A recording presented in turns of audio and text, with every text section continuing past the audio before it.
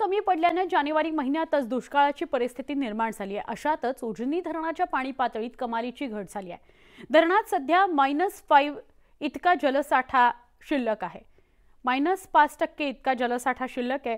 गेल्या वर्षी यावेळी धरणात 110 टीएमसी पाणी होतं, मात्र यंदा तो 50 टीएमसी पर्यंत कमी झालाय। धरणात पाणी नसल्यामुळे शेतीसह लोकांच्या पिण्याच्या पाण्याची समस्या निर्माण झालेली आहे।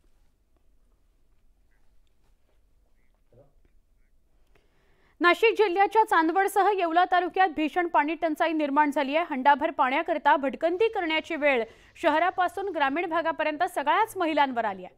अशातच गावात पाण्याचे टँकर्स पाणी घेऊन येताच पाणी भरण्याकरता एकच झुंबड उडते, पण हे पाणी पिण्यायोग्य नसल्याचं महिला सांगतायत। सध्या चांदवड तालुक्यामध्ये 36 तर येवला तालुक्यामध्ये 25 टँकर्सच्या माध्यमातून पाणी पुरवठा करण्यात येतोय। अनेक ठिकाणी टँकर्सची मागणी करण्यात येते।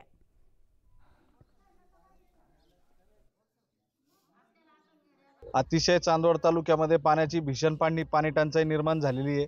गाव खेड्यांमध्ये ग्रामपंचायतीवर सरपंच यांच्या ग्रामपंचायतीमध्ये अक्षरशः गावातील नागरिक पाणी न मिळाल्यामुळे हंडा मोर्चा घेऊन येतात, टेबलवर हांडे आपटतात।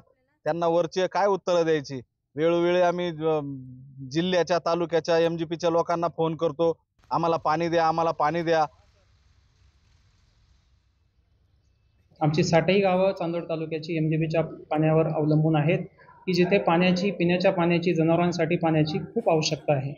या व्यतिरिक्त बाकी जवळजवळ 13 गावे 25 वाड्या या ठिकाणी जवळजवळ 36 टँकरच्या खेपा चालू आहेत। तेही पाण्यामध्ये आपल्याला विस्कळीतपणा आलेला आहे, कारण आपण ज्या ठिकाणाहून टँकरच्या खेपा भरतो तो सोर्स सुद्धा एमजीबीचा आहे।